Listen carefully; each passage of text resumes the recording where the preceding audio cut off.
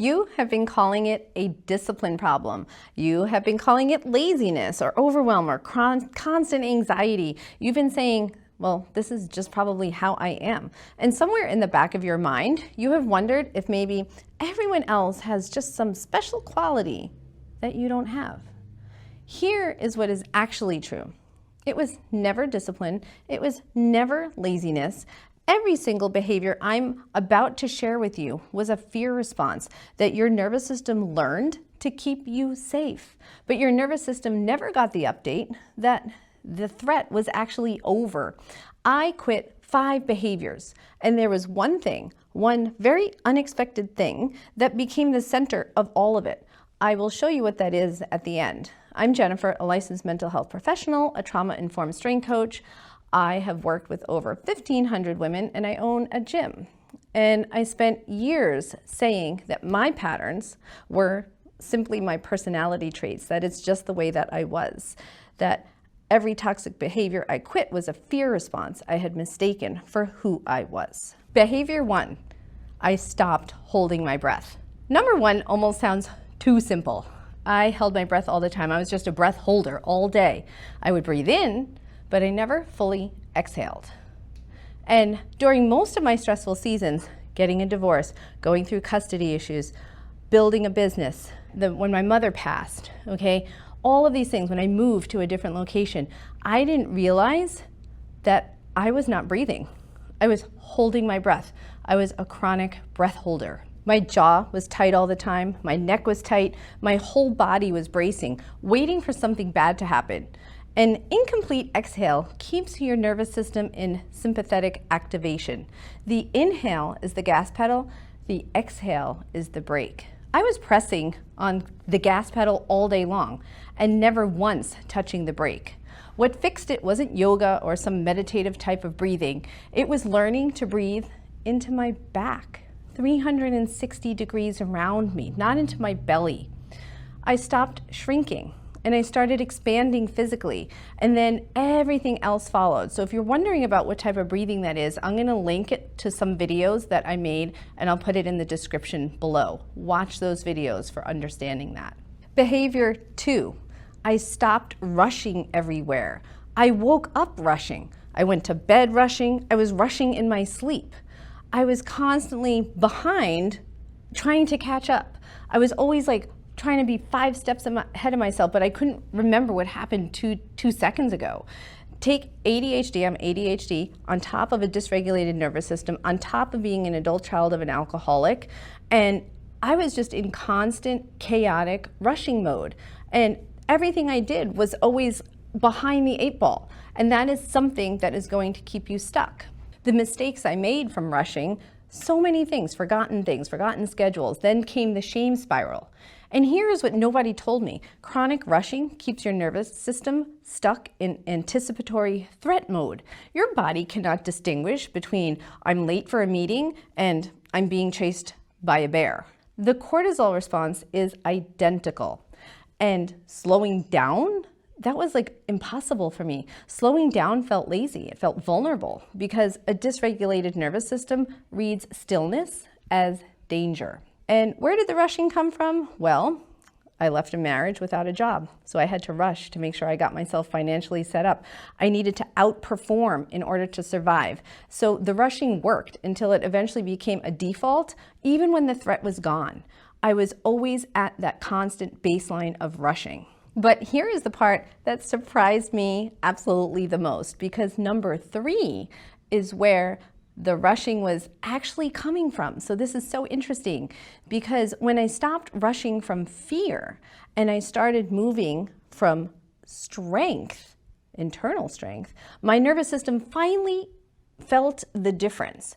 So behavior 3 was I stopped living in my thoughts.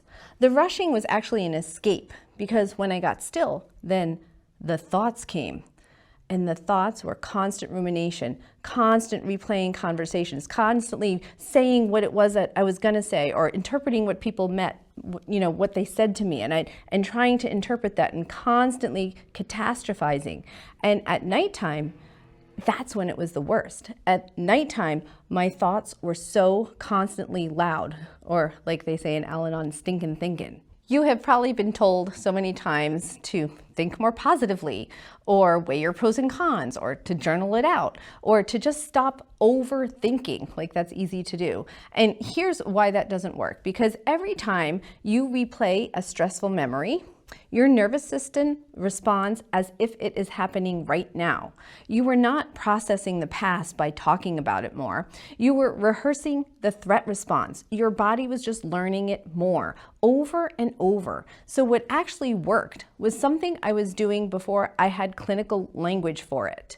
I would place the fear over there, and I would observe it and watch it like it was something outside of me. I would recognize it, but I would not let it become me. It was like I wasn't the hurricane, I was the eye of the hurricane, the center, the calm center. The fear was here, but it wasn't absorbing me. I had to watch it from a distance.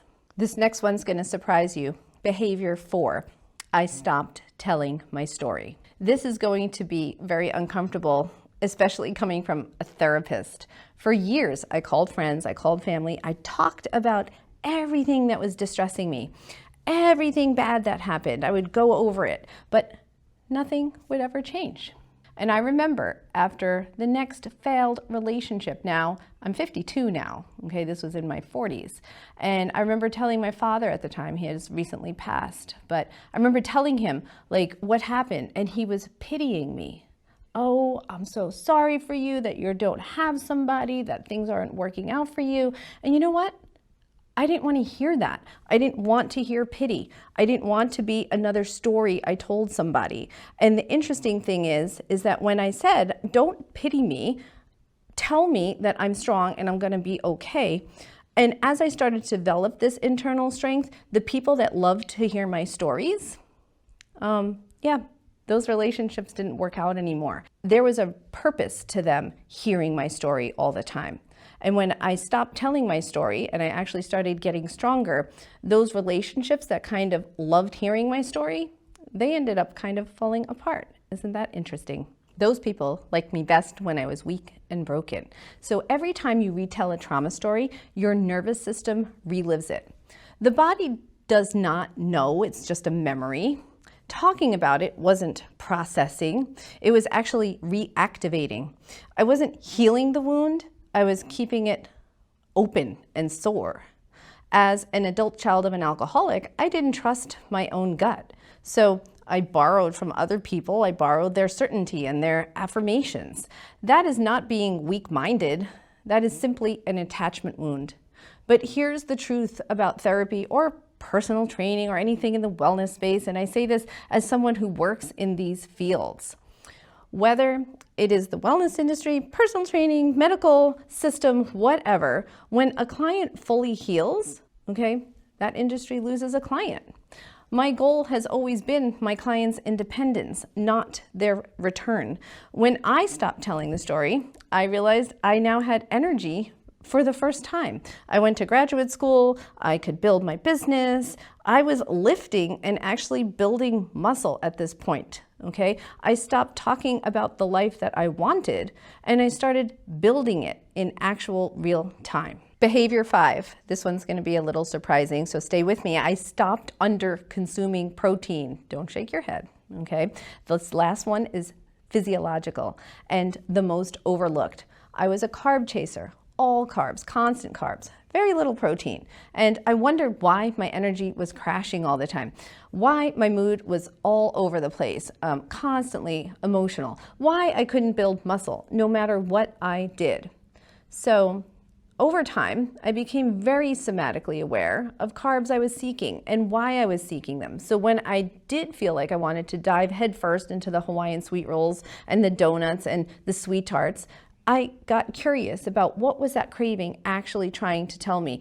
And most of the time, when I would have cravings like that, it was because one of two reasons. I was either severely dysregulated or my blood sugar was crashing because I didn't hold my blood sugar stable with protein. So inadequate protein destabilizes blood sugar. When blood sugar starts to crash, your body secretes cortisol to compensate. Cortisol is a stress hormone. You were creating a physiological stress event before anything stressful even happened that day. So, as an adult child of an alcoholic with ADHD, my brain was already wired for dopamine seeking. Underconsuming protein means underproducing the raw materials needed for dopamine and serotonin. The women I work with who start eating enough protein are genuinely shocked. Okay, they stop reaching for everything in sight, especially between 3 and 7 p.m., not because of willpower, but because they are finally fully fed and nourished. Carbs are not bad. Your reasons for wanting them deserves curiosity, not condemnation. You were never undisciplined, you were undernourished. So the rule pretty much is simple: protein first. If you haven't eaten a decent amount of protein in the last 4 hours, start there. Then decide after you eat the protein if you still want whatever it is that you are craving. And if you really want it, have it. Don't deny yourself. But the chances are, if you eat enough protein throughout the day, you're gonna have a couple cookies, not the whole sleeve. I told you at the beginning that there was one very unexpected thing that became the center of all of it. It wasn't therapy. I had years of therapy. It wasn't journaling or reading another self-help book. I did all of that. It wasn't meditation, and it wasn't some type of supplement protocol that cost me $400. It was simply lifting weights. What did lifting weights do for me? It gave me the first consistent, safe container that showed up at the same time all the time, consistently, and it didn't change. And it was the one place where I had an hour fully present, where I had to really think about what it was that I was doing. I had to think about what was going on in my body. It is very hard to ruminate when you are contemplating how to lift a 300-pound deadlift. It is very hard to maintain an anxious brain at that moment. Lifting gave the activation in my body somewhere safe to go and land. Every one of those 5 behaviors, the breath holding, the rushing, the constant ruminating, was a nervous system with too much energy and no outlet that it trusted. But the barbell weighs what it weighs every single time. No manipulation happens here, no ambiguity. It's just simply physics. And a nervous system starving for safety will attach to anything consistent and survivable. So every time I survived another lift, my nervous system got a little more evidence that I was gonna be okay. These weren't 5 separate problems I had. They were one nervous system with 5 fear responses. And strength training wasn't one more thing I added. It was literally the bullseye, the center, that center nucleus. So drop a comment. Tell me which one you recognized in yourself. You don't have a discipline problem. You have a nervous system, a dysregulated one, that learned to survive. And the work is teaching it that surviving is no longer the only option.